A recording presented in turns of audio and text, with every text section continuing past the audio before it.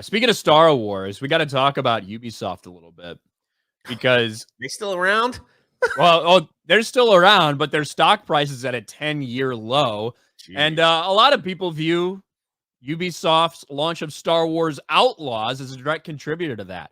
For months, we kind of talked about this, and it's not just about the lead character. It's not just about what they did to her face. It has a lot more to do, honestly, with just the game mechanics, the graphics, things like that. And just overall, people were not energized or interested in this in any way, shape, or form.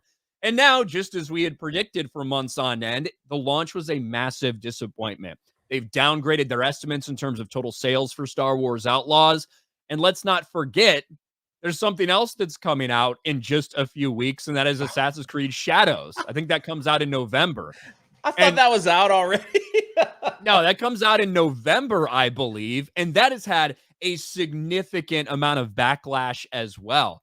And as all of this is happening, Ubisoft's stock price continues to drop, is now at a decade low. And you have investors essentially writing open letters to the company saying, hey, something has to change. You need to change its CEO. You need to change the structure of this company. Maybe you should just buy everybody out and take it private and fix this shit. But what do you think Ubisoft is doing in all of this, Jay? Do you think they're taking this seriously? I hope. Well, they are instituting some new policies. Ubisoft has opened their Develop at Ubisoft program to promote mentorship opportunities for women and non-binary individuals in the industry. In May, Warner Bros. Games announced a near identical one. Both exclude men. Jay, imagine you're a young man. You're really interested in video games. Maybe you're a big fan of Ubisoft and things they've done before. And they offer this big mentorship program to come in, get some experience, learn how things work, little mentorship program. And you apply, but they're like, oh, I'm sorry, sir. No dudes allowed.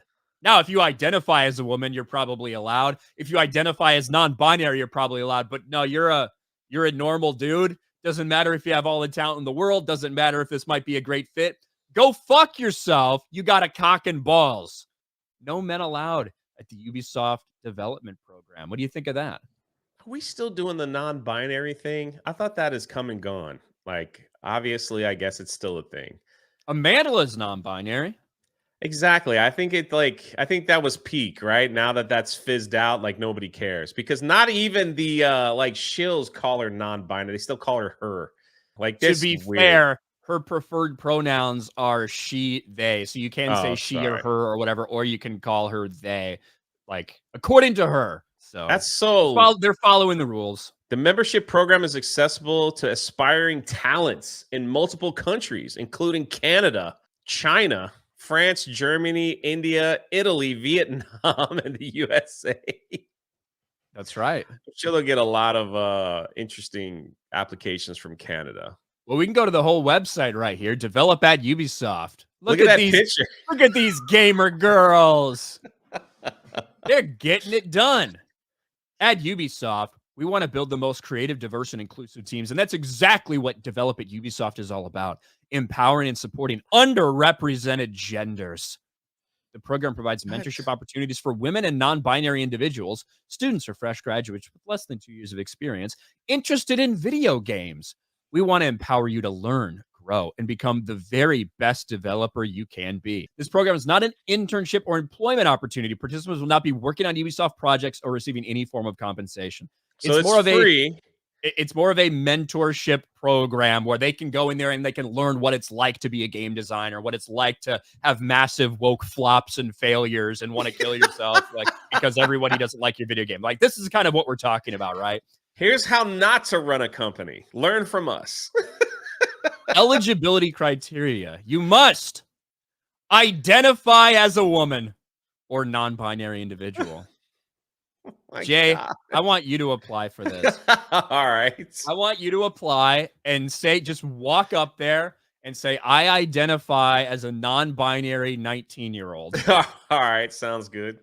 Because that's it. Like, I think you can do it. And I think you could pull it off. Maybe you could wear a wig, something like that to really pass it off. But yeah, this is what they're focusing on as their company is literally falling to pieces. They've had one disappointment already this year. They've got another one, which, listen, Assassin's Creed is a massive franchise. I fully expect it to sell millions and millions of copies. However, Is it going to live up to what their expectations are for this franchise with all of this controversy and backlash having gone on for months and months leading up to it?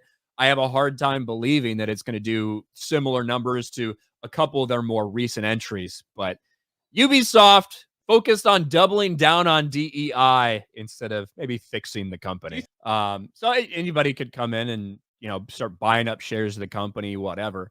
But for me, I think that this is the company that they have created, right? In an effort probably 5 to 8 years ago to get in on all this fucking DEI shit. These are now the people that run the company. Yeah. These are the people that they have now employed. And you see similar shit at Disney, right?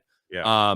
Like when you have these leaked Zoom calls, like regardless of who the CEO is or this person, when you look at down this line of like middle managers and people that are managing their departments and stuff like that, it's full of activists. It just is.